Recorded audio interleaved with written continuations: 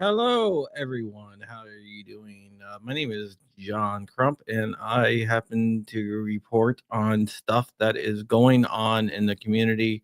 And we do have something to report on here.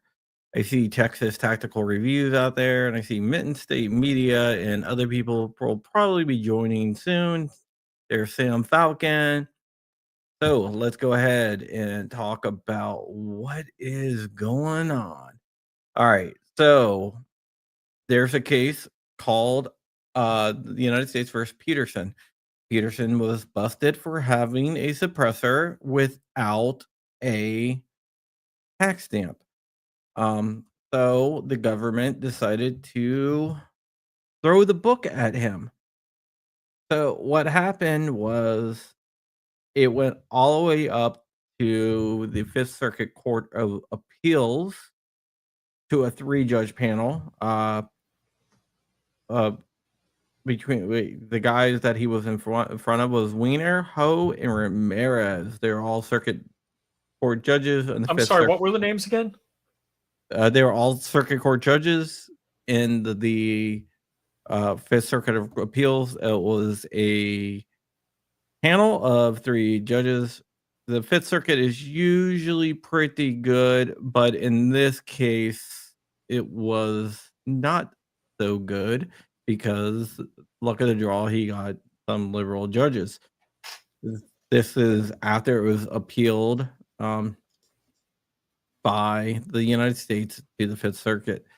The Fifth Circuit ruled that suppressors are not arms, that they are accessories, and they can be banned if they want to be ban them. What happened was originally Peterson asked for an en banc hearing where the full bench will hear the case, and that's good for him because the Fifth Circuit is pro-gun, so he should win when it goes en banc. The government originally stated that there's no need to go en banc because suppressors are not protected arms, blah, blah, blah. After 3 days, the Justice Department pulled that back. Apparently, it was a U.S. attorney who acted on his own without consulting main justice and said that suppressors are not armed. After 3 days, they pulled that back really, really quickly because that's not the Justice Department's stance. The Justice Department says that they are protected arms. Now they filed their new opposition to en banc, where they state that suppressors are protected arms and they cannot be banned. Banning suppressors would be unconstitutional because they are protected of arms that are in common use. Whoa. So that's the good part. There's always a bad part. Please. Always a bad part, guys. So now what they are saying is the bad part is that suppressors cannot be banned, but the NFA is A-OK. And the reason why For how long? the NFA, well, for a couple more weeks, apparently. But because and here's the reason, right? They're readily adaptable to criminal misuse.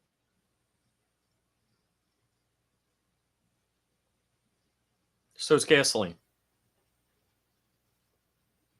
Correct. But I'm hold on. Gasoline's not regulated and it's highly adaptable for criminal use. But how many crimes in the last 50 years were committed with a suppressor? I can think of one right off the bat. There's been a couple. But probably less than 10 in 50 years. Yeah, definitely less than 10 and 50 years.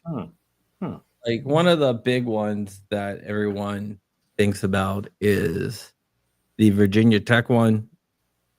Not the Virginia truck, sorry, the Virginia Beach. Virginia Beach one, and then the assassination of the CEO of Oh, United Health. right.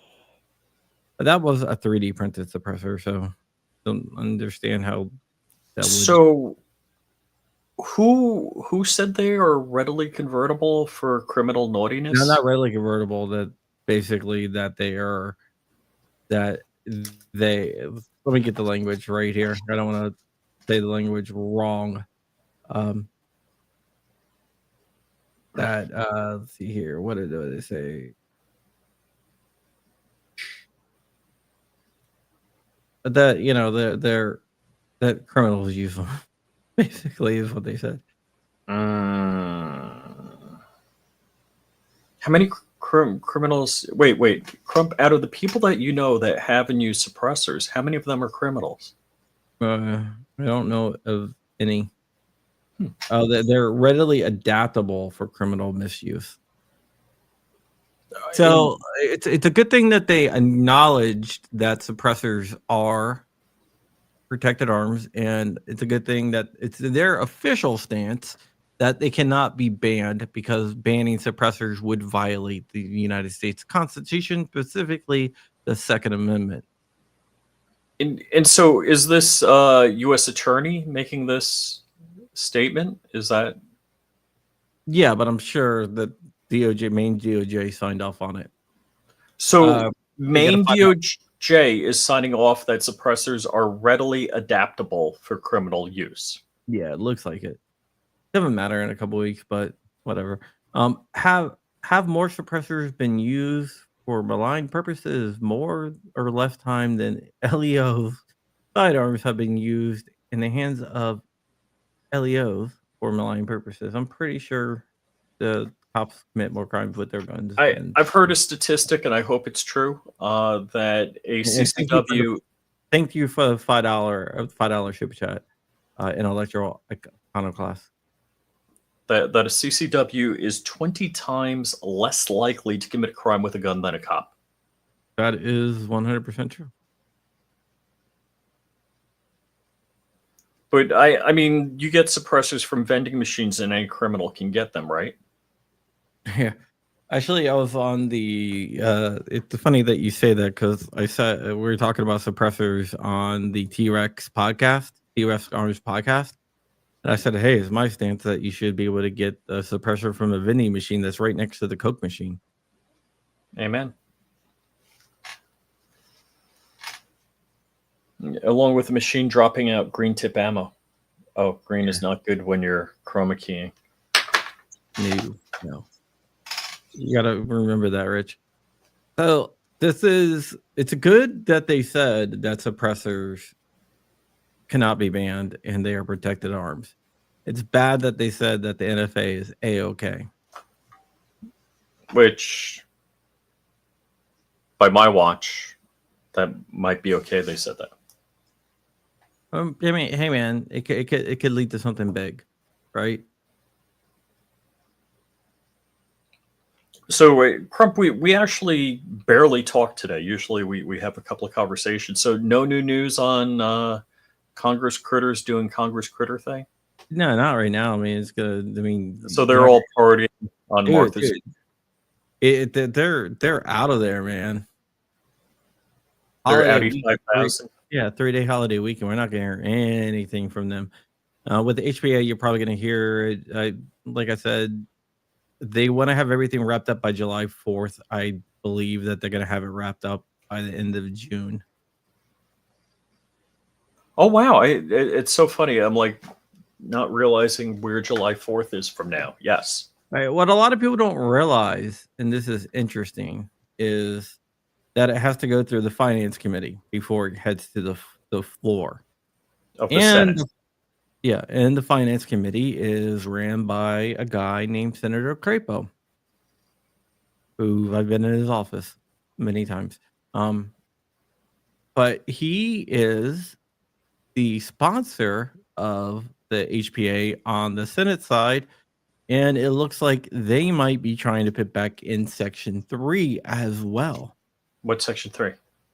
Section 2 removes suppressors from the NFA. Section 3 says that States cannot ban them.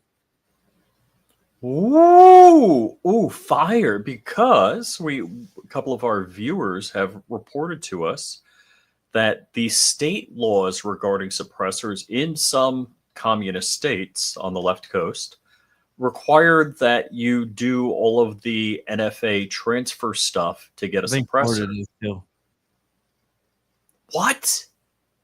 Well, I think they do it. I'm not sure about suppressor. I know they do it for SBRs and In SBSs. Florida? Yeah. Did Walt tell you that? 100%. No, 100% I know. Oh, okay. Because 100%. I know Walter Keller would know. If they remove SBRs and SBSs from the NFA in Florida, Florida state law would ban them. Whoa. There's 12 states like that. Well, so we need the third section in also. Yeah, I don't know. Maybe let me see suppressors, Florida. That's pretty cray-cray. I do know it's about that. Any breaking news on the new North Korean submarine? The boat that didn't go off, but we're not talking about North Korea. We're talking about guns here. There's weapons on it.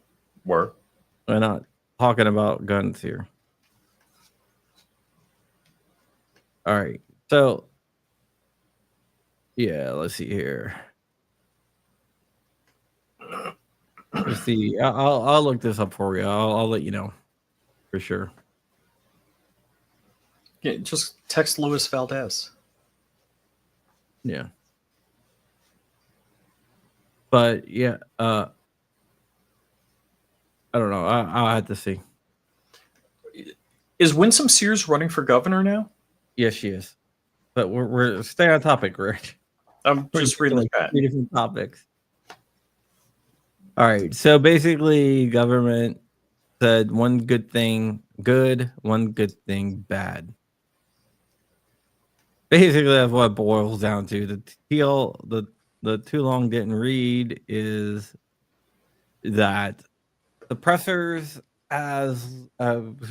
cannot be banned as they are arms protected under the Second Amendment, and banning them would violate the United States Constitution.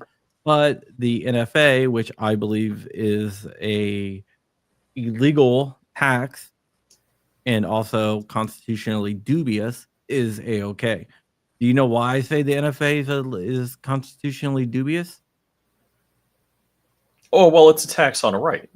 The tax on a right. And if we know, Murdoch versus Pennsylvania was about a Jehovah Witness that was going door to door handing out pamphlets, and the state busted him because he said that they said he did not have a solicitor's license.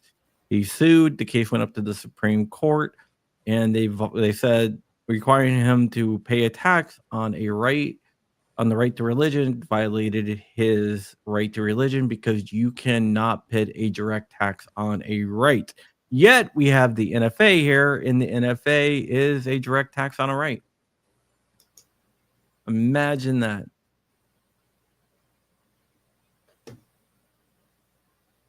Imagine that. And we have Mr. Beam in the chat. I've never met him. He lives nearby also. Yeah. So that is what we know right now. We'll see what actually happens, but this could be a good thing because if they go to the thank you, Byrd.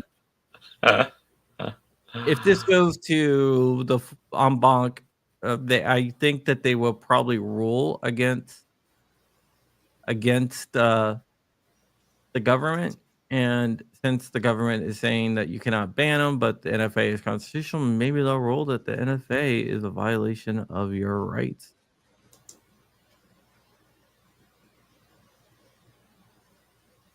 So this could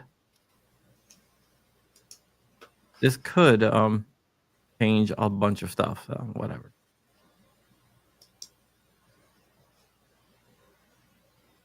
But we'll have to see. I'll look up the Florida statute. For you, Rich.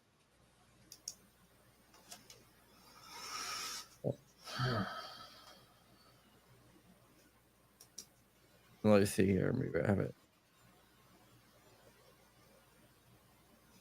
Ooh. So, all right. Wow. What Lake Missoula aquatics and plants? Is that aquaponics or I just call him hydroponics? Ben Sharp. Yeah, so we'll have to see what happens here. But I mean, I don't like the stance that the government is taking, but it could backfire and it could actually take down the NFA. Wouldn't that be So awesome? Well, here's it wouldn't be. It's an as applied challenge, so it would be just for this one guy, but whatever. I love this comment. So when we talk about products, meaning firearms and firearm devices or whatever, I mean, okay, a suppressor is a firearm. It says so legally. But show me that suppressors are dangerous. There's no proof. In fact, there's quite the opposite proof. The only way you could say suppressors are dangerous is if people are making them out of, aluminum soda cans and they're exploding. Yeah. Suppressors you gotta remember, this guy originally wrote. I don't know if you guys remember the original draft, but he wrote that a pillow or a empty plastic soda bottle could be used as a suppressor.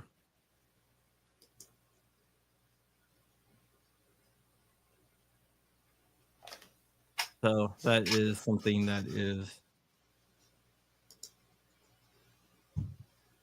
Okay. So Eli, what's the word on Form 1 cans? If the HPA goes through as listed, Form 1 cans would no longer be a Form 1 can. It would be just a homemade firearm.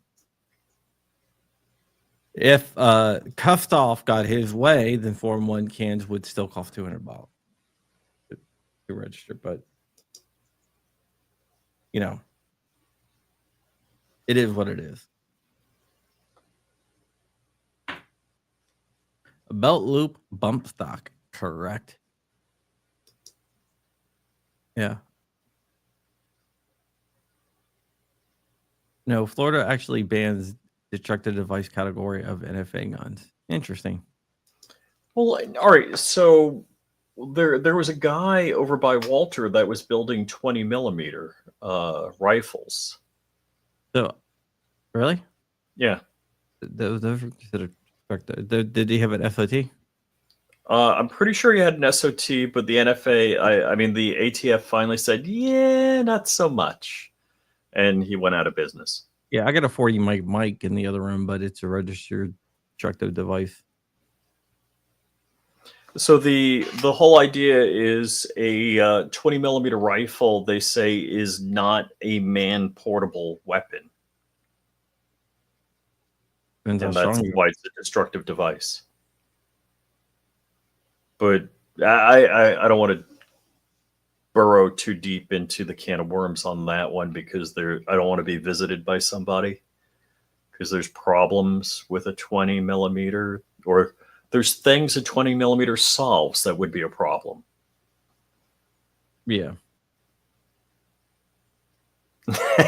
Johnny Threeborn, 20 millimeter AOW, $5. Yeah. I think 20 millimeters are considered destructive devices. Yes. Unfortunately, I don't agree with that. I'm just saying that's what they consider them. They consider them like anti-tank weapons, whatever.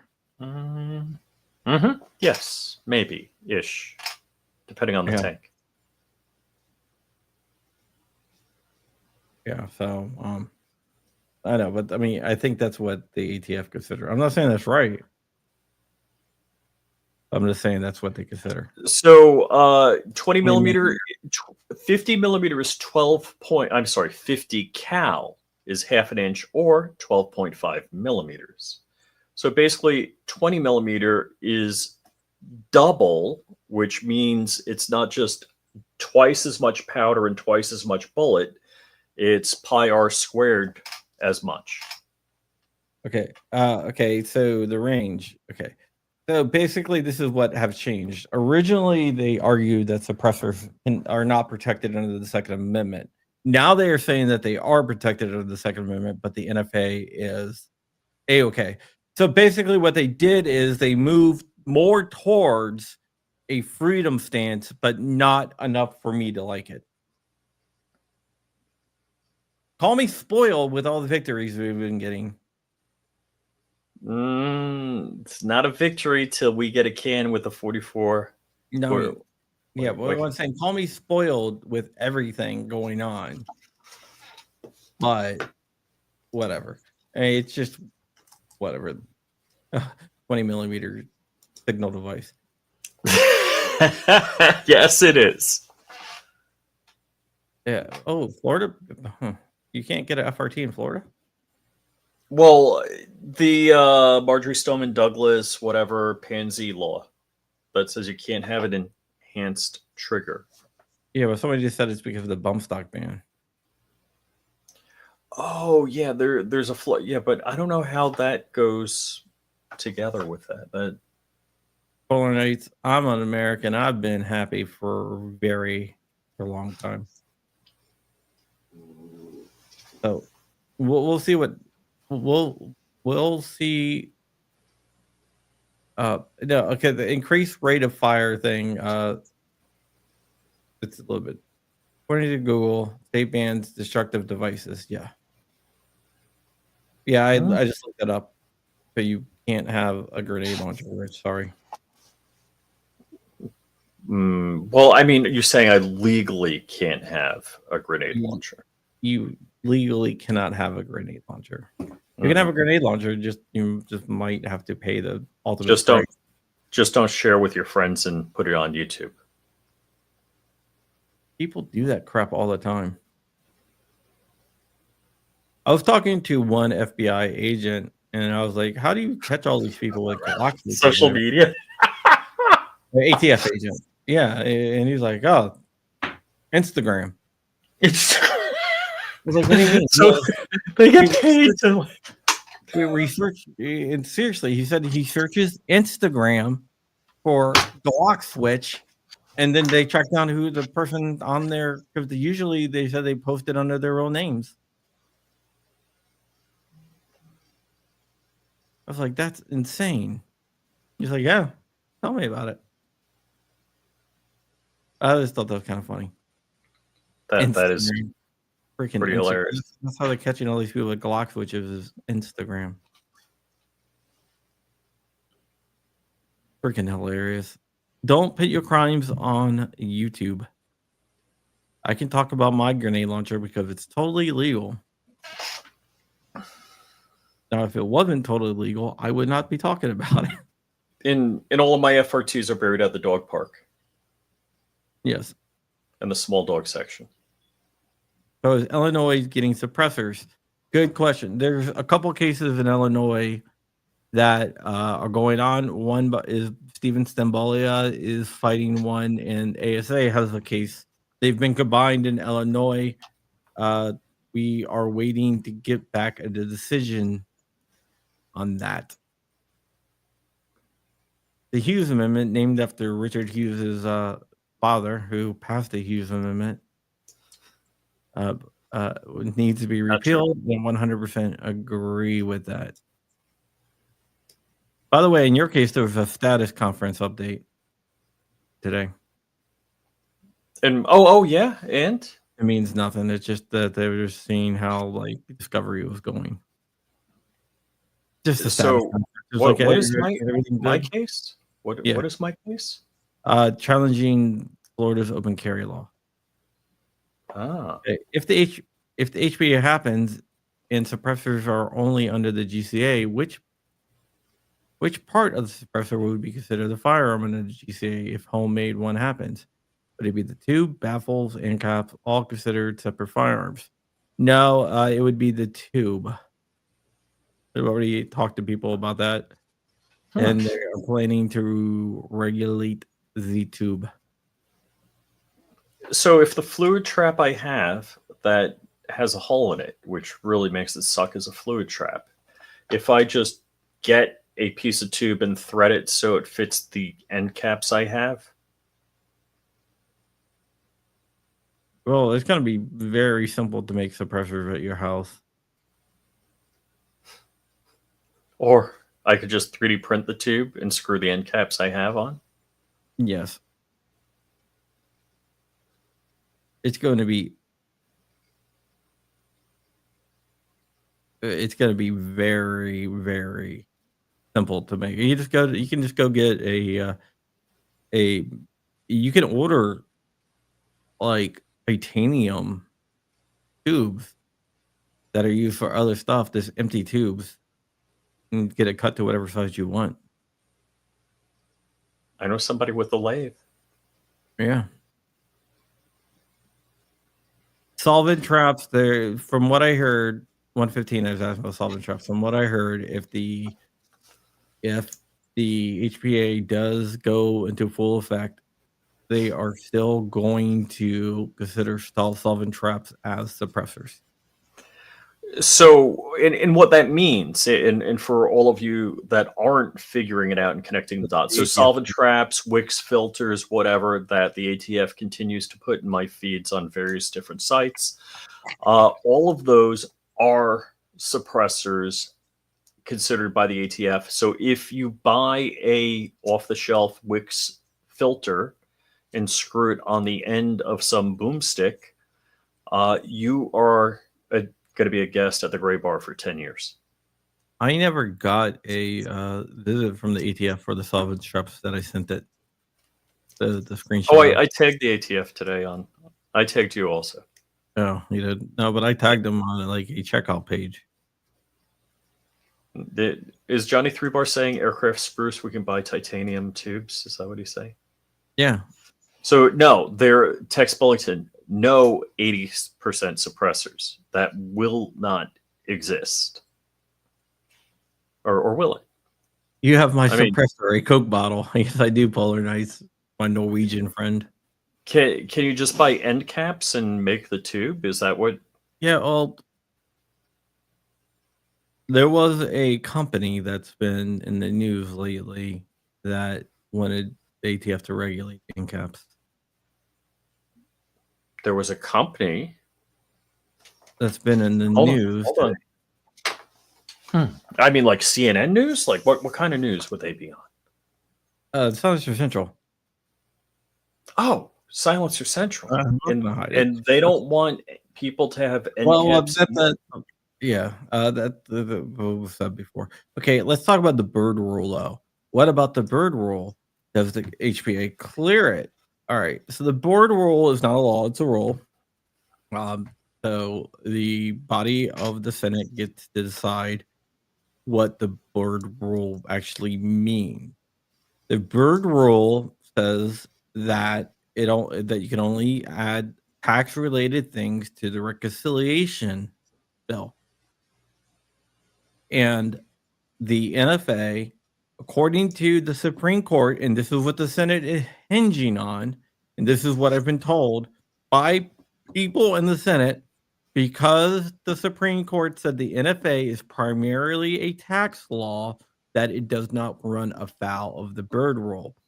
But just in case, they still have the $0 provision in there, just in case it does get knocked down.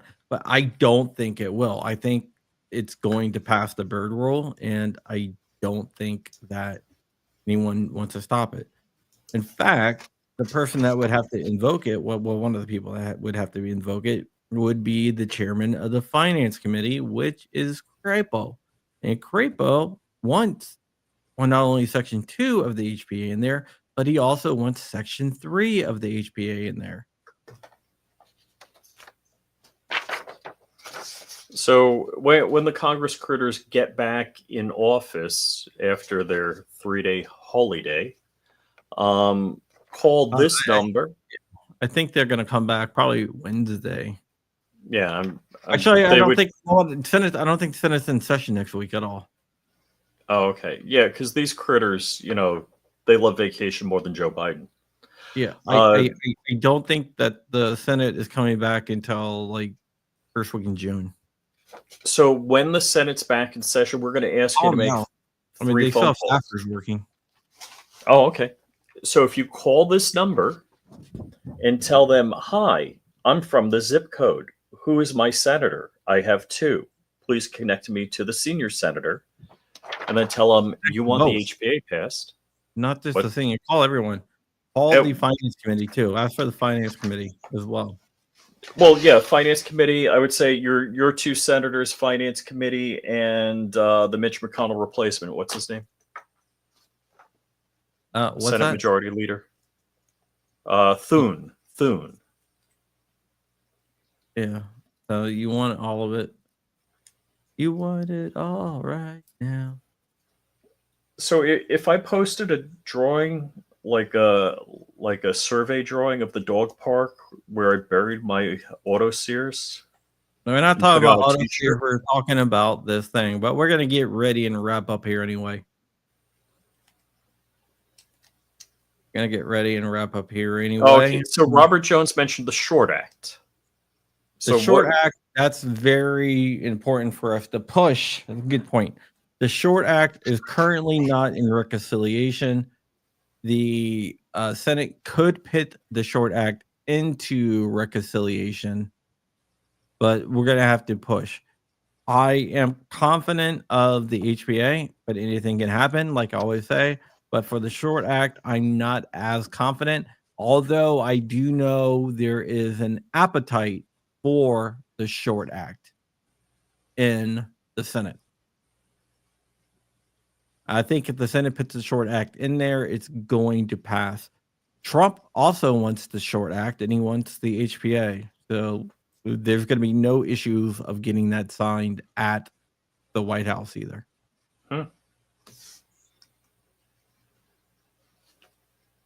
No. Yeah. So Well, there you go. okay then. Anything else before we get out of here? I'm good. And what are your plans for the weekend, Crump? Me? I got another meeting with my financial advisor on Monday. I will be in the Red Oak area on Tuesday, Wednesday, Thursday, coming back home Friday. Part of Are you my world. flying? Yeah, I'm flying. I'm not driving 4 hours. It's gonna take you longer to fly. I don't care. And then yeah. Yep. So my US tour starts next week and it will run only two places in Virginia and next week, one place in Virginia next week, one place in Virginia next month, and then I will Tennessee in August, and then starting in November, I'll be then October, November. I'm going to hit 4 different places around the country for that. I'm going to take December off. Then January, I'm going to hit two places around the country each month for a couple months. So I'm going to meet up with as many people as I can. So I'll let you guys know where I'm going when I'll be out there. All right, and with that, we make Alberta great again. Alberta, I like Alberta, Canada. Okay, guys, yeah, that is it. And with that, we're gonna get out of here. Have a great Memorial Day weekend. Remember what Memorial Day is about. It's not about eating hot dogs and hamburgers. It's about people that sacrificed their all and gave their lives for your freedom. And Chuck Schumer putting cheese on raw meat.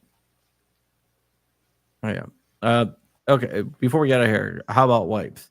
All right. So Why, like, suppressor parts are regulated under the NFA. Under the GCA, only one part can be regulated in that unless you have a safety harbor, SH, but that's being worked on. But only one part can be regulated, and that is the receiver. Suppressors don't have a receiver, but they are considering the tube, the serialized part, so all other parts should be good to go. Interesting. And I just answered that, so thank you, Gus ATL from Atlanta, I guess. So there you go. So the tube will be the regulated part. Everything else will be non-regulated. Interesting. Cool. So life will be cool. The thing I have a question about is, and before we get out of here, I want to bring this up to see what you guys think. Oil filter would like attachments, would it be considered the suppressor, the thing that the serialized part would be the thing that attaches to the barrel? Because our Well, if they're saying the tube and the oil filter, like but that classic metal frame oil filter. you're gonna have to do go get a 4473 every time we want to change your oil. Can't change your oil if you're a convicted felon. I don't know. Hey, the ATF Or diesel mechanic. Auto parts. Yeah. But the ATF gets to decide what part is considered the receiver, so maybe they will do the end caps, which would be I don't know. They do the end caps and let everything else ride, but maybe they'll make an exception just for that. It does not affect well, it could affect New York. Because if you sue over New York's anti-gun, anti-Second Amendment law that bans suppressors, your attorneys can file what is called a notice of supplemental authority and state, hey, look, this is the look of the DOJ here, or is saying this, or the DOJ could weigh in on your case and say, hey, you don't believe that New York law is constitutional. So there you go.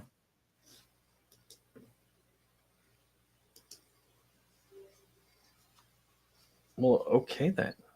Oh my goodness. Talk about suppressors, man. You should come on, Steven. You want to send Steven the link? Yeah, do you want to come on, Steven?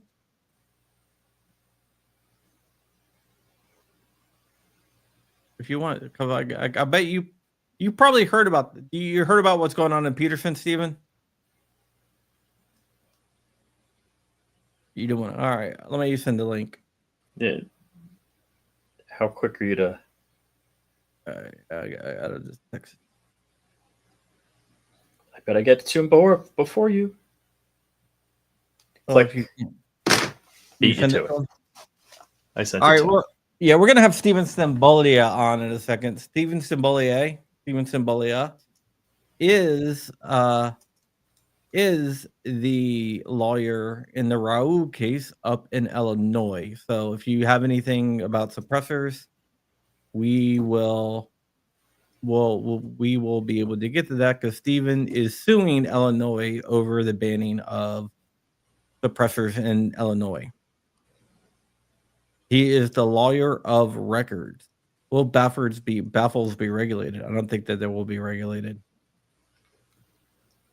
So Steven is also known as the machine gun lawyer. He is a good friend. He has been my lawyer, and he is Rich's lawyers too.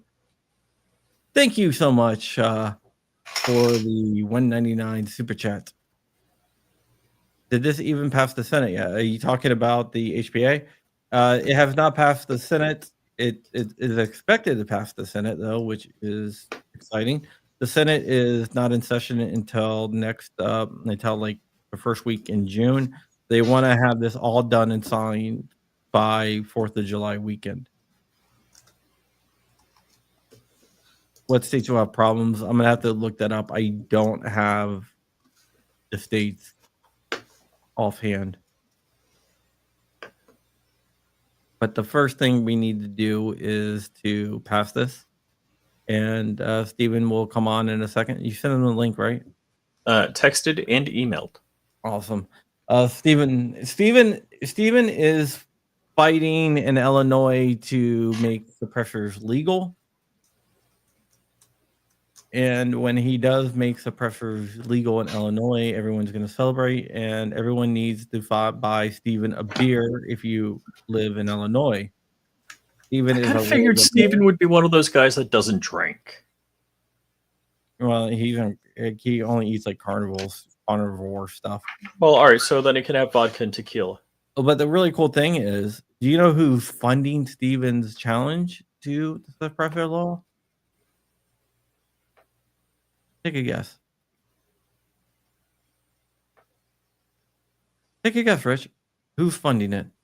GOA? No.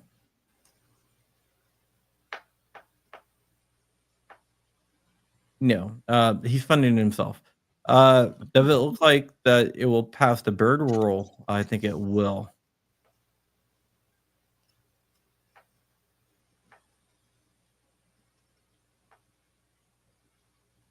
I wouldn't want to accidentally have an accident.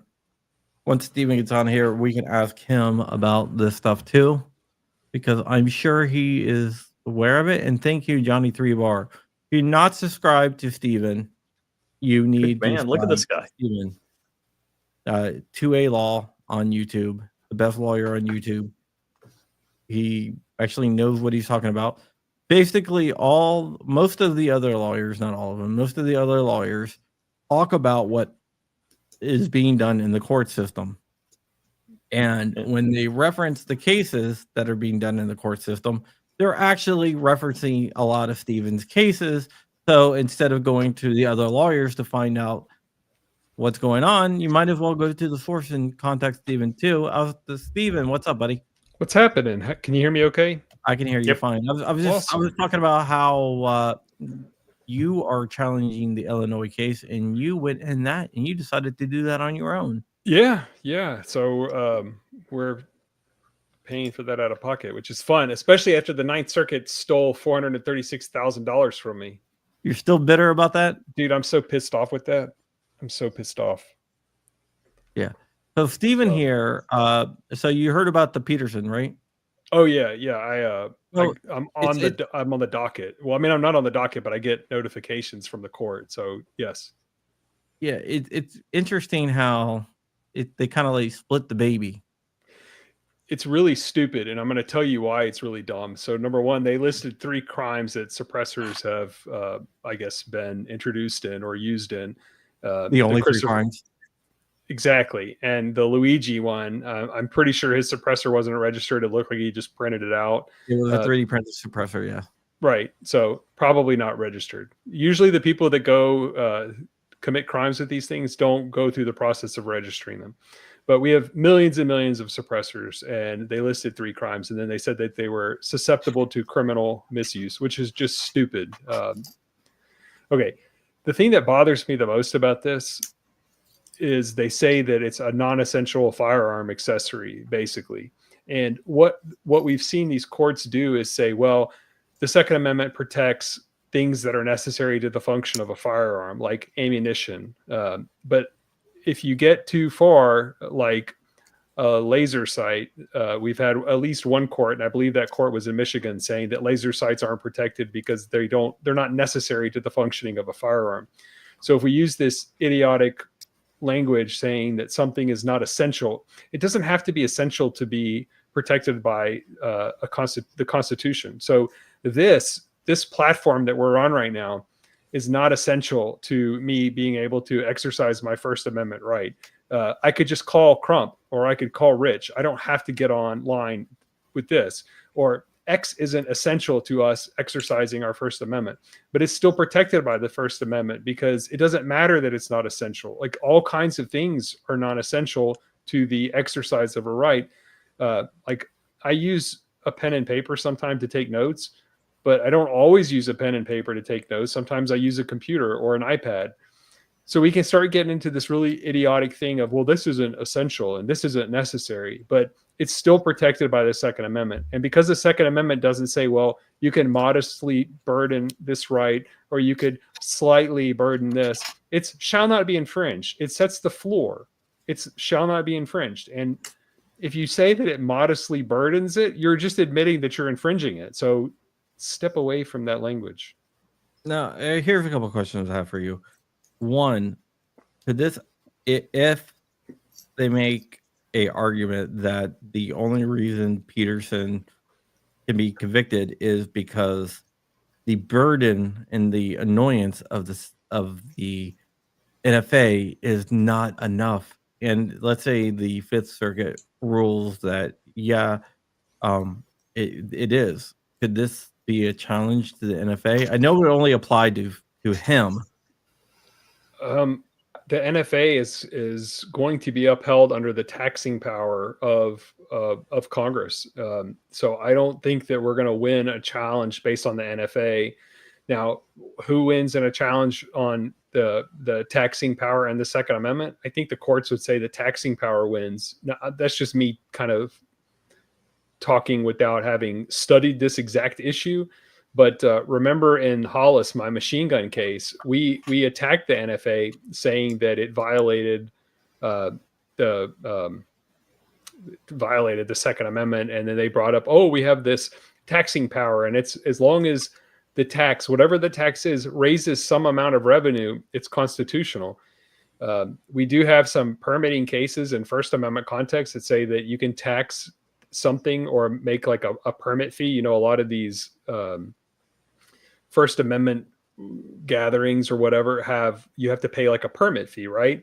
So they say like if it raises some money or if it does something, let me see, I'm trying to kind of losing my train of thought here, but the courts have upheld some of those things. So, I mean, obviously if they put in a $500,000 tax on the Second Amendment, then it doesn't matter that it raises some amount of revenue. It would be struck down, but $200 isn't going to go anywhere. Like, it's just not enough money. Yeah. How do they rectify that with Murdoch versus Pennsylvania? Taxing a right. Is that the one? That's the case? Yeah. Yeah. I mean, they have. I don't know how they do it, but I know they have done it. They did it in Hollis. They did it in the Third Circuit machine gun case that I did. And I have not seen any court, when you talk about Second Amendment, looking at overturning any of the NFA on taxing the right. But they also say with all of the NFA stuff that none of the things that are NFA are within the Second Amendment, right? Because they're all dangerous and unusual. Number one, suppressors aren't firearms. They're not arms. Therefore, they can be banned. But machine guns can be banned because they're dangerous and unusual. And even Scalia said that in Heller, right? Mm-hmm. That it would be a startling reading of Miller if machine guns were protected by the Second Amendment. I mean, they are protected by the Second Amendment, you know, newsflash. Also, they're in common use. Well, they're in common use, but let's just go back to the Second Amendment. It applies prima facie to all items that constitute bearable arms, and that's a machine gun. I don't care if you don't like it. It's okay not to like it, but that's just what it is. Interesting. Yeah. So yeah, we're going to file this as a supplemental authority in the Illinois case. All right. So I was right about that. I must have missed what you said about it. What'd you say? Somebody asked me how does this affect other cases challenging state suppressor laws, and I said the lawyers in those cases could file a motion of supplemental authority. Yes, we will be doing that in the Illinois case. I know that there's another Ninth Circuit case, Sanchez v. Bonta, that they'll probably file this in as well. And those are the only two real suppressor cases that I know about. But we will be filing this in the Illinois case. I'll probably work on it a little bit tomorrow. You know, this is just a brief. It's the government's position. The DOJ is not in either of our cases, either of the Ninth Circuit case or in my Illinois case. So could they come in and file I've asked, I've tweeted at Pam Bondi, at Harmeet. I've asked for you, by the way. I mean, I don't know what else to do. Like, I wish they would. I mean, I'm sure our judge would love to know that DOJ considers suppressors they didn't say arms, but protected by the Second Amendment. And so, yeah, I mean, they should. But I'll tell you what's going to be even more important than this DOJ brief is to see what the Fifth Circuit does with this. The Fifth Circuit could just vacate the panel opinion and remand back to the district court. That would be good for the defendant, not so great for us. Like, what I want the Fifth Circuit to do is say suppressors are arms and they facilitate armed self-defense, because that's what we need. Mm-hmm. But you want them to grant like the en banc. Yes, they need to grant en banc, or the panel needs it doesn't have to be en banc. The way that the Fifth Circuit does it is weird. If you seek en banc rehearing, there's two things that can happen. Well, I guess three things. They can deny it, and it usually takes about 2 weeks for them to deny it. Ask me how I know.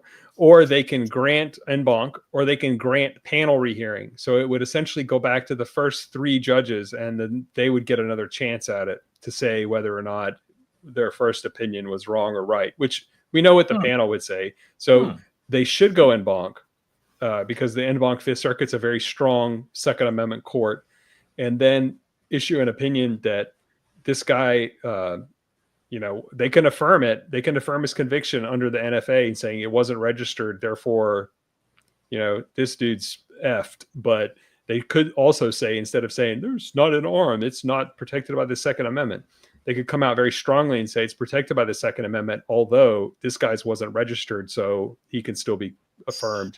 His conviction could be affirmed. Okay. So then by definition, Redneck Sniper, thank you for the $4.99 super chat. Then by definition, that makes the 2A a second class right. A rural poll taxes was an unconstitutional, yet the NFA is okay. Man, I got bad news for you, buddy. We can read and get excited all day long about Justice Thomas and Alito's dissents saying that the Second Amendment is not a second class right. And then we can also see the Supreme Court tripping over themselves to grant special relief to the Tren de Aragua members. So is the Second Amendment a second class? I would say it's like a seventh class or eighth class. I mean, I don't want to make any Rosa Parks jokes here, but they're way at the back of the bus. I mean, unfortunately, I wish that wasn't the case. I mean, Snope and Ocean State Tactical have been relisted, I think 15 times now, 14 or 15 times. I got a theory on that, but we'll get to that in a second. But let's read the super chat. Yeah. Via says, when SBS's and NFA was challenged to SCOTUS, said the Second Amendment only protects militia arms, and SBS's were not military use. Now force SCOTUS to admit the machine guns are for military use, thus covered under the Second Amendment. There was a case that dealt with like sawed-off shotguns back in the day. That's what he's talking about. Miller. It was the 1939 Miller case. And what Miller held was that court didn't have any evidence that short barrel shotguns were used in the militia and had any efficiency, or did not preserve the efficiency of the militia. That was the language that court used. But recalling Heller, where he did talk about M16s being primarily used in the military, and military-like firearms could be banned. And then they say they didn't overrule Miller, but they kind of did. If you read those sections together, if we have Miller saying that only military arms are protected, and then we have Heller saying only military arms can be banned. Which one is it? I don't know. I mean, it seems like it's the more recent one that would overrule the later one, but yeah. Let me ask you. Let me run this theory by you. It's just a theory. It could be wrong, but they keep on relisting like Ocean State and Snope over and over again. Originally, I was like, oh, that's good. There's some interest in it. But now what I'm thinking is that it's just going to get denied cert and someone's writing a dissent. Man, I hate reading judicial tea leaves, Yeah, like, especially Supreme Court ones. But I think, this is just me guessing here, that we're going to get a per curiam opinion, because there's no reason to keep it 15 relists or 14 relists and then just come out with a dissent. Like, great, come out with another dissent, right? But remember Satano, the 2016 stun gun case? yeah, that said 250,000 stun guns is Yeah. in common use. Yeah, so that one, that was Justice Alito's dissent, or concurrence in Satano, that he said about 200,000 stun guns was enough for their common use analysis. That case, all it did was take the Supreme Judicial Court of Massachusetts ruling, its opinion, saying that stun guns weren't invented in 1791, you idiots. And it said all of the three reasons that the Supreme Judicial Court of Massachusetts gave, they're wrong. They violate Heller. Go back and try again. And then we had Justice Alito say, well, all of these other things too. You know, if you want to do a common use analysis, it's 200,000. They're lawful in 45 states. Right. So my point is, I think that Snope and Ocean Tactical could do the same thing, where the Supreme Court doesn't have to decide anything. They can come in and say, the reasons that you gave, that, let's pretend AR-15s aren't arms because they're used in the military, even though no military uses them, or large capacity magazines are not arms because you don't need them. They're not essential to the operation of a firearm. Kind of like what this garbage says, suppressors aren't essential. All they have to do is say, that's not the Heller analysis. That's not the Bruin analysis. Go back and try again. I think that's what they're going to do. And they could do it Monday. I'm sorry, Tuesday, because Monday's a holiday. Yeah. For normal I just people. wish when they go to conference that they would let us know the day of the conference whether they actually went to conference or not. I wish they were more transparent. Instead of having to wait all the way through the weekend to find out if it went to conference or not. Yeah. Well, yeah. I don't know what to tell you, man. It's a cameras. Yeah, it's a tough job. Like with the Supreme Court, they're so freaking secret about everything, you know. But all I can tell you is, with that, what case was that? AARP or WMM? One of the Tren de Aragua cases against Trump. They said that the court hadn't ruled in 14 hours and 28 minutes, and the Fifth Circuit had jurisdiction over the appeal. Do you remember that? It was just last week. Yeah, 14 hours and 28 minutes. The Supreme Court poo-pooed all over Judge Hendricks out of the Northern District of Texas because he didn't act fast enough. And his delay, 14 hours and 28 minutes. I would love to have a Second Amendment case take only 14 hours and 28 minutes for me to have a result in.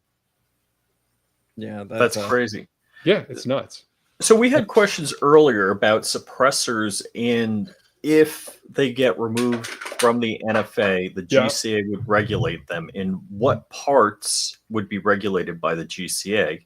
Well, like end caps or the tubes or what? Or baffles or pipes or... I was told that they're going to regulate the tubes as the ATF is going to say, this is what I was told by someone on the side. They've already been talking about it. They said, we're gonna say that the tubes are basically the equivalent of a receiver. Yeah. Well, I mean, they had the framer receiver rule that started playing around with firearms. Let me take a look at something real quick.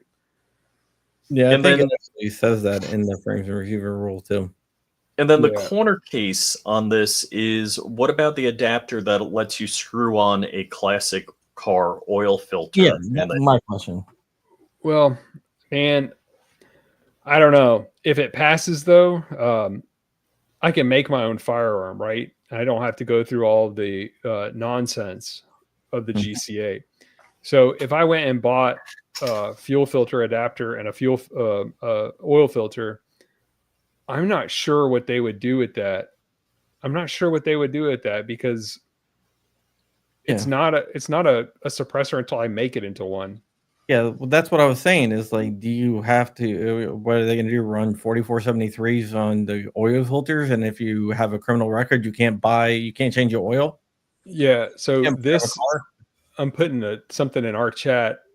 What 921-825, 18 USC 921-825, where it talks about the term firearm silencer means any device, including any combination of parts designed or redesigned and intended for use in assembling.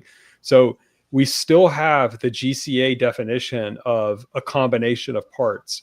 So could they say that baffles were also a suppressor and that you therefore needed to get a background check on a baffle? I mean, I think they could say that. I don't know that they would, but this combination of parts thing is stupid. So, but you wouldn't be charged with possessing a suppressor if you just happen to have a bunch of baffles. It would be like, well, how did you transfer those?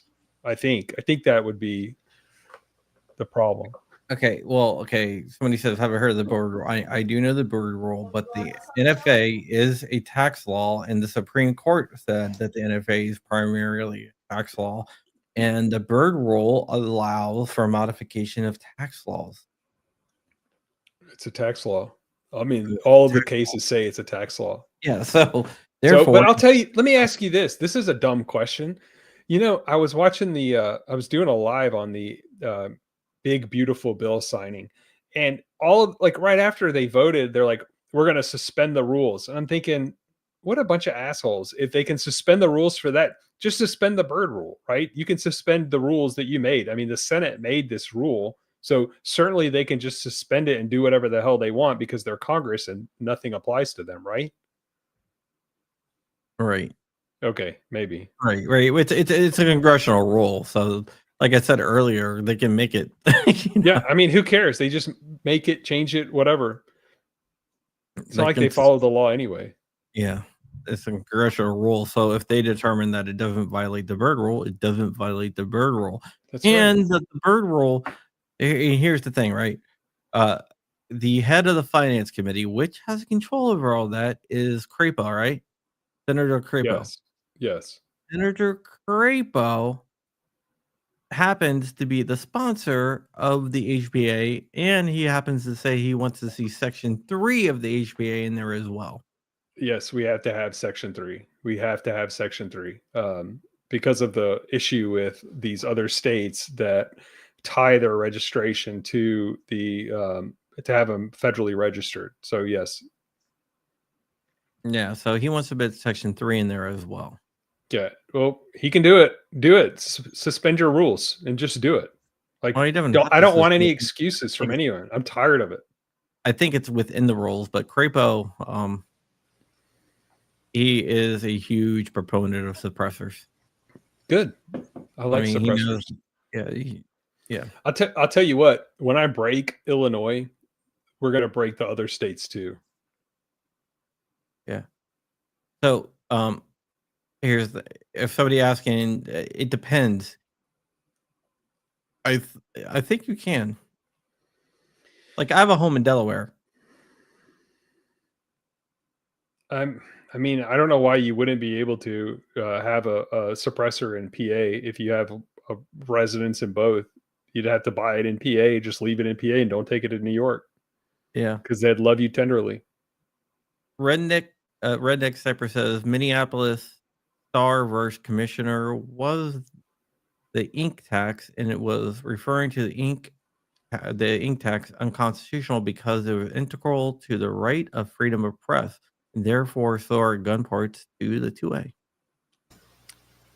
Look, I mean, no, I'm not gonna disagree with that. He's not arguing for it. He's saying this is how the courts view it. Yeah, I mean, I think the Second Amendment is one of the most important rights. I mean, just telling you what I think the courts will do. Yeah, which is sometimes when you say what the court's going to do, sometimes people get upset at you. Like they get upset at me. It's like, I think the court's going to do that. They're like, "Oh, why did you say that?" It's you don't know. I'm not saying I agree with them. I'm just saying this. I've only been litigating for about 17 years now, but sure, I don't know anything. No, it's just sometimes people get upset if you know. Yeah, I don't think what I want to say. I don't think Sniper is getting upset. Redneck Sniper is getting upset. No. I mean, I think he's just pointing out their contradictions. Hey, look, as a fellow redneck, I also get angry with the courts where they take the First Amendment and then they say the Second Amendment is completely different, and the analysis we do is completely different, but it's not really. $20 super chat. Thank you so much. Per ATF wipes, baffles, or NFA parts, oil filters can be constructed possession if with a threaded filter, and gun unless other legal uses, such as a car the filter will fit into. ATF rated a truck YouTuber. Yep, that's exactly right. And they did rate the truck YouTuber. We talked about that a lot in the podcast yesterday, didn't we, Rich? Yeah. They rated this like truck YouTuber who have all these diesel trucks. Diesel mechanic guy. Because he had diesel filters, and they're like, we know what you're doing with them. And he's like, I don't own a gun. Yeah, he's a suppressor manufacturer. It's amazing to me. Don't you think that the ATF would do like a correlation in the database? It's like, ooh, he bought these filters. Ooh, he bought these guns. Or no, I don't think like that. Yeah, this is Steven Stamboulieh, whatever you want to say his last name. I think he changes the way he says it on purpose. I do. But you can follow him at 2A Law on YouTube. Yes, you should. I was actually doing a live just a little bit before I got on yours because, my bedtime is about 8:30 every night because I wake up at 4:30 in the morning to work. So, there's Johnny 3-Bar. Johnny 3-Bar dropped your link. Thank you, Johnny 3-Bar. Yeah. Yeah, but basically what I was saying about Steven is most other YouTube attorneys report on cases. And a lot of those cases are actually Steven's cases. Yeah. Right. So he's the one changing the face of the Second Amendment forever? That's me. Well, I'm part of them. I mean, there's a bunch of different attorneys that do this stuff. I don't know that there's any that do it for free though. Is there at 2A Law merch we could do a t-shirt that says I changed the face of the Second Amendment forever? I started my YouTube channel. I've got about 1,600 subscribers, and until I can I'm fine with it. I just did it in February. But when I get more and I can start monetizing it and start putting my store up, I do have some t-shirts with my law firm name on it. And I have a really good actually, I need to send y'all some cups. Did I send you a cup, Crump? I don't have a cup. Man, what a jerk. I'm such a jerk. Dude, you've been my lawyer, man. Hold on. Wait, I showed one off the last time, didn't I? No. But I paid you all that money for defending me in court. I know. How much was it? 0. Hold on. All right, Redneck Sniper. I was merely saying that. Didn't we send Steven our addresses last time to get a cup from him? No, I never did. I'm merely saying that contradicting existing case law is screwing over the 2A, i.e., the second class right. All gun laws are unconstitutional. 100%. Yeah, you got lawyers, and well, we weren't talking about you. We're talking about. Oh, nice. Yeah, I'll send both of y'all one of these. I've got just like 6 left, but I had some coffee cups made, and I've got some shirts and stuff. And I mean, it's whatever. I'm not gonna retire on selling coffee cups, but it would be nice.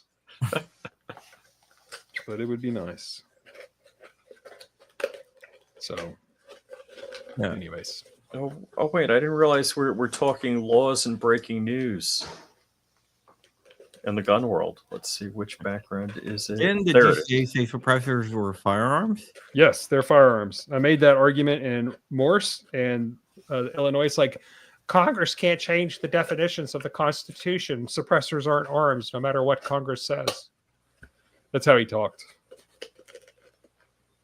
Okay, John Crump, can you give a quick rundown on what Wickard is saying about interstate commerce? Wickard v. Filburn. I don't know. Yeah. I mean, the chat's going by really fast.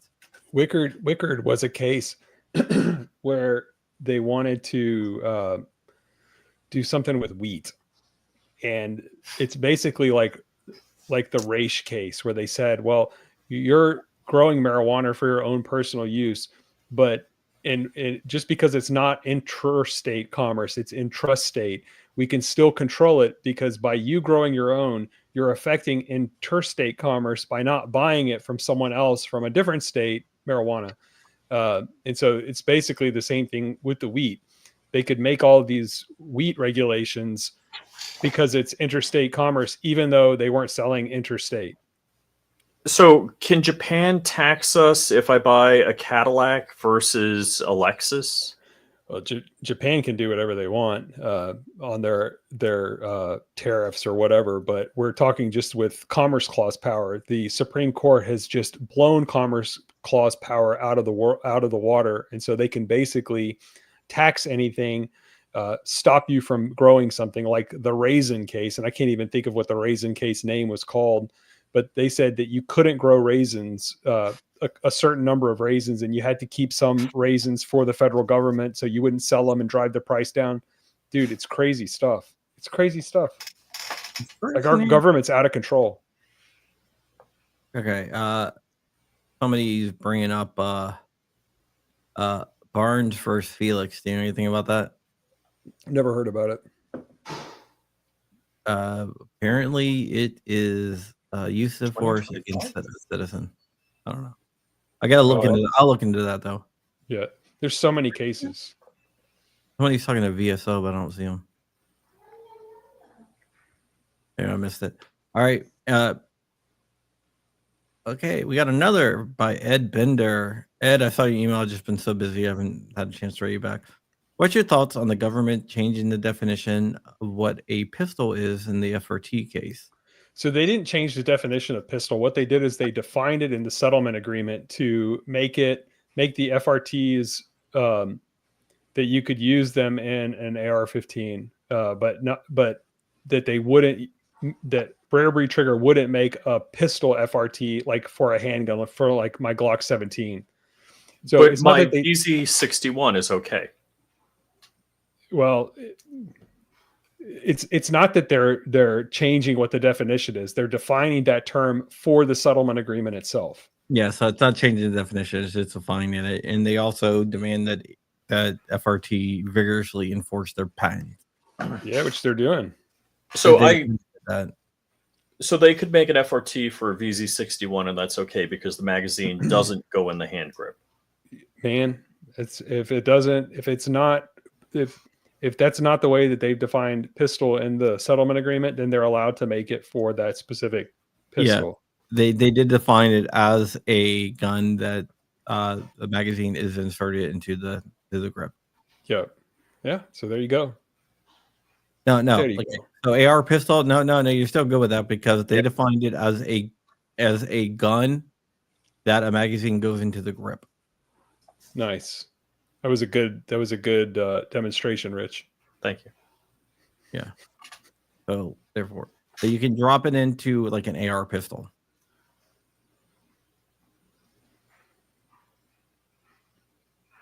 If rare breed, you can, but you don't want to. I mean, you can't infringe their patent. You just can't infringe their patent, and that's the easiest thing. Like, I've had a couple of people call me. They're like, "I want to make this. I want to do that." I'm like, "Well, number one, I'm not a patent lawyer, but number two, as long as you don't infringe their patent, it's not the concept of some type of forced reset, whatever. It's their patent. So get a patent lawyer, go to town, have fun." And they're very sue happy on patents or everything. Rare breed was telling people that bought his FRT. This is what makes me mad about lawyers, is they're so super sue happy.